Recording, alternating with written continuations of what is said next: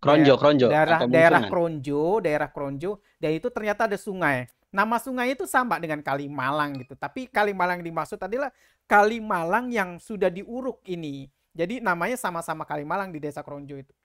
Dan di situ ada beberapa tambak, sebenarnya banyak juga tambaknya, dan sudah diuruk ternyata. Nah, nasib warga itu kan sudah tertindas, dan ada Pak Haji yang dia tidak mau tambaknya diuruk gitu, dan tidak mau dijual. Ya ini punya saya gitu kan, saya nggak mau jual, terserah. Nah kalau dia nggak mau jual itu karena dia akan terkepung. Nah,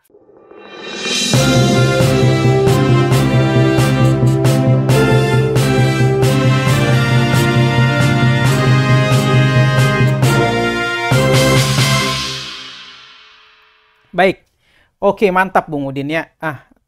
Setelah beberapa kali eh, proses ya pembongkaran pagar laut, dan ributnya netizen, dan hebohnya dunia politik terhadap kasus pagar laut ini, ya, menimbulkan kecurigaan publik, kok oknumnya atau beberapa sosok yang sudah disebutkan Bung Ahmad Kozinudin kok nggak ada tindakan sama sekali dari kepolisian. Nah, dibongkar dari sawitku.id ya. Kapolri kangkangi perintah presiden terkait pengurusan pagar laut. Nah, Pak Susno Duaji ya ada kekuatan luar biasa. Dan kita tahu ini apa, ada fotonya. Dia lagi foto, nggak tahu di depan lokasinya di mana ini. Nah, itu termasuk sebelah kanan itu ada Ali Hanafiah Wijaya yang pakai batik ya, sebelah paling kanan ya. Terus yang pakai batik biru Aguan, dan di samping Aguan ada Kapolri Listio Sigit. Yang lainnya kita abaikan lah karena saya juga nggak tahu kalau satu-satu ya. Nah, ini kan menimbulkan kecurigaan publik Bung Udin.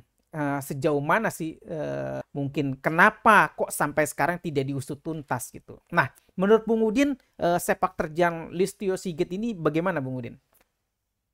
Ya, Pak Listio Sigit Prabowo kan sebelum menjadi Kabar Reskrim dia menjabat sebagai Kapolda Banten, ya, Hmm. Kapolda Banten. Ya, jadi kita, Oh, dari situ jadi juga pasti, bisa mas jadi ya. pasti ya Listio Sigit tahu lah seluk-beluk Banten ya, terutama wilayah Pik 2.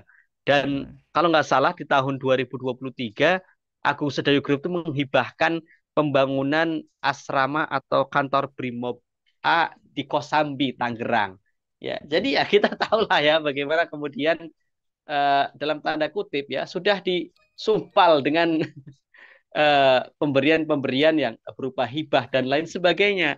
Dan kita tahu kan perintah Pak Prabowo itu kan terkait pagar laut ini segel, cabut dan usut. Ya pengusutan itu kan harus dilakukan oleh penegak hukum. Yang dalam hal ini bisa Kepolisian Republik Indonesia atau Kejaksaan Agung. Dan kalau kita lihat sendiri kan Kejaksaan Agung sudah mengeluarkan surat panggilan kepada Kepala Desa Kohot ya Arsin ini untuk diperiksa di Kejaksaan Agung ya. Dan kita lihat apakah kemudian Kepala Desa Kohot ini berani datang ke Kejaksaan Agung dengan membawa buku letter C ya, hingga kemudian ketahuan ya bahwa SHGB dan SHM yang ada di laut itu dulunya memang benar berupa tanah atau pantai yang terkena abrasi, atau itu hanya akal-akalan saja. Nah, ya kita lihat aja lah ya. Tapi yang jelas pengusutan ini berjalan begitu lambat ya. Kalau penyegelan, kemudian pencabutan itu kan akhirnya karena kemarahan rakyat begitu luar biasa, kemudian akhirnya dilakukan begitu cepat, dan itu pun setelah ada perintah dari Prabowo Subianto yang merespon gaduhnya ini di media sosial dan juga di masyarakat itu. Eh, Setelah ribut-ribut pagar laut, ternyata sudah terbit juga ya uruk sungai. Dan kemarin tim kami dengan bersama Bung Ahmad Kozinudin, tim media bersama Bung Ahmad Kozinudin barengan ya ke daerah Kronjo, Kronjo daerah atau daerah Mungsungan. Kronjo, dan itu ternyata ada sungai. Nama sungai itu sama dengan Kalimalang gitu, tapi Kalimalang dimaksud adalah Kalimalang yang sudah diuruk ini. Jadi namanya sama-sama Kalimalang di Desa Kronjo itu. Dan di situ ada beberapa tambak, sebenarnya banyak juga tambaknya, dan sudah diuruk ternyata. Nah, nasib warga itu kan sudah tertindas, dan ada Pak Haji yang dia tidak mau tambaknya diuruk gitu, dan tidak mau dijual. Ya ini punya saya gitu kan, saya nggak mau jual, terserah. Nah kalau dia nggak mau jual itu karena dia akan terkepung. Nah, menyikapi hal-hal seperti ini ya, perampasan tanah dengan diintimidasi segala macam. Ini kan menunjukkan bahwa ada mental-mental penjajah yang sudah terselip dalam beberapa oknum ya. Ya, kita nggak bisa sebut oknum ya, karena kalau oknum kan cuma satu ya. Tapi kalau banyak itu bisanya sebut apa ya Bung Udin ya? Oknum-oknum. Apa banyak oknum gitu? Atau semuanya oknum gitu? Nah, Bung Udin, seharusnya pemerintah itu menyikapi seperti apa, dan sesungguhnya kita bisa menyarankan apa untuk pemerintah ini agar kasus ini bisa terselesaikan itu. Ya, artinya sebenarnya pemerintah sudah tahu lah ya. Eh, apa namanya? Ya artinya memang ini masalah sistemik ya. Permasalahan ini ya juga tidak akan tuntas jika kemudian masih menggunakan sistem yang sama. Ya, karena di Indonesia itu kan permasalahan tanah itu kan sudah mengikuti yang Belanda kan ya, sejak kemudian patok-patok yang dulu dipatok-patok oleh kolonial Belanda ya. Dan kemudian kan warkah tanah ya atau nasabnya tanah itu ya sebenarnya Hmm. tersimpan di desa-desa, ya ada sejarahnya tanah itu. Ya cuma kan kadang-kadang mafia juga sudah bermain sedemikian rupa ya. Mafia tanah di negeri ini kan luar biasa. Mereka bisa memalsukan tanda tangan, bisa memanipulasi, ya bisa, dan ya tadi artinya ini sudah masalah sistemik. Di samping sistemnya juga salah, ditambah dengan orang-orangnya yang bekerja tidak amanah dan tidak profesional. Luar biasa kan? Ya, mereka mau menerbitkan sertifikat tanah bodong ya. Aspal ya, asli tapi palsu. Ya, bapaknya yang ngeluarin tapi palsu ya. Dia bukan pemilik aslinya ya, bisa ngeluarin ya.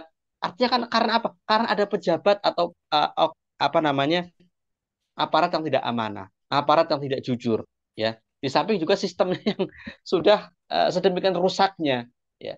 Artinya ya tadi ya, karena ini masalah sistemik dan juga masalah orang ya, maka penyelesaiannya ada dua ya, yakni diganti dengan sistem yang benar dan juga diganti orang-orang dengan orang yang jujur dan amanah ya.